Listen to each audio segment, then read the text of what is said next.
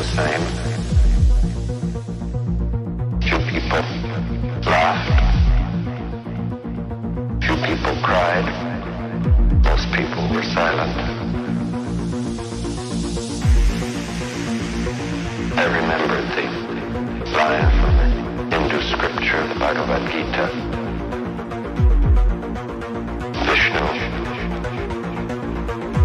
is trying to persuade the prince that he should do his duty, and to impress him takes on his multi-armed form and says, "Now I am become death, the destroyer of worlds."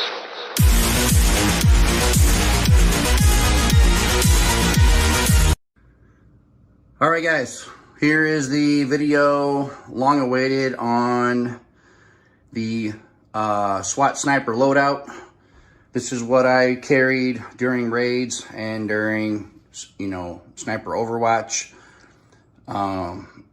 Being a cover element, also doing raids, different multiple states, and is also for taking down, like I said, militias where we had other state and federal agencies involved, guys that were planning stuff or arming themselves at the time. Again, I covered up the badges for the agencies I worked at, but just going over gear that was carried and, used in those scenarios. Basically, you're going to always have your sidearm, which is generally a Glock with most law enforcement agencies, and just had a TLR light on there and threaded for a suppressor.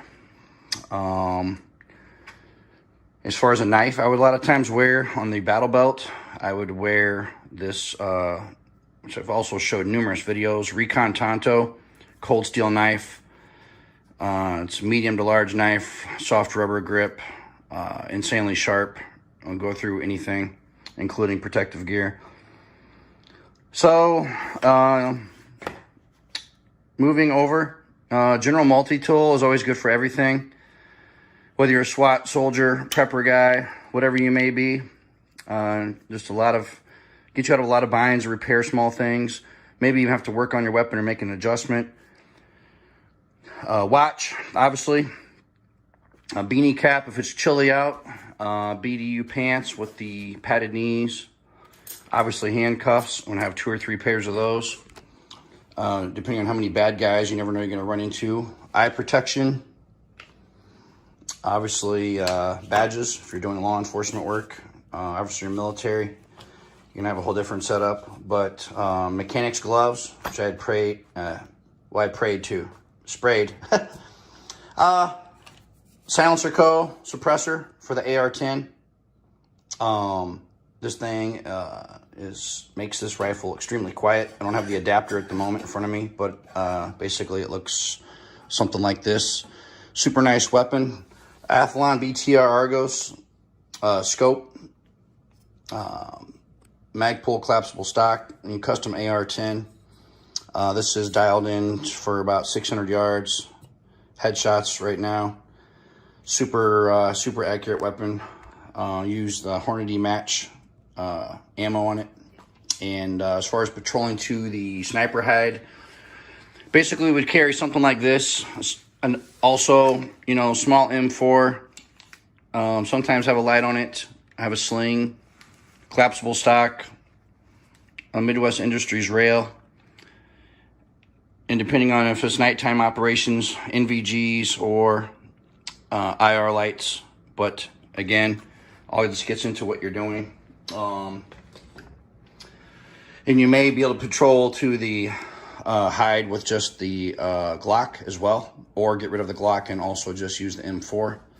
But flipping the rifle platform over, ghillie suit, you can construct one. This is one of the generic ones you can just buy, but you can dress it up and put surrounding vegetation in it and the environment you're in, but also make yourself one, old school style, like the military with the burlap, and use the jumpsuit, the whole deal, to sew everything onto. A couple M4 pouches if you're taking an M4 to patrol the objective.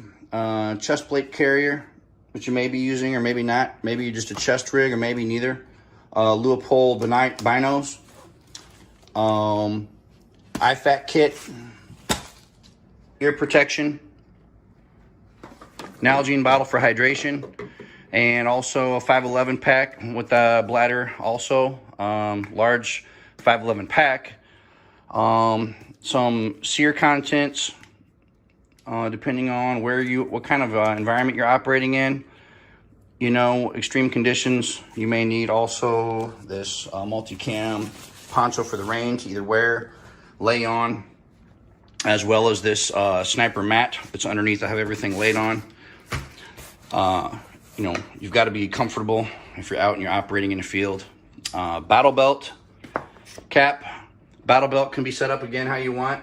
Serpa holster, Glock and AR mags, and you know, I think that's about it. There's really not a lot. You don't want to have too much stuff. This is kind of on the heavy end already. If you're going out and you're dealing with an active shooter or someone or an armed suspect, you may be just literally running out with your weapon, your rifle platform, and that may be literally it. If it's something where you have no time to get set up on this guy and there's a threat, you may have to just run out the door or jump out of your vehicle, sprint up into a building, sprint across the field, set up somewhere on a suspect's house. Just depends what's going on. If there's a hostage scenario, if you have time to stage with your team and develop a plan and figure out what's going on, then you can obviously spend much more time at this.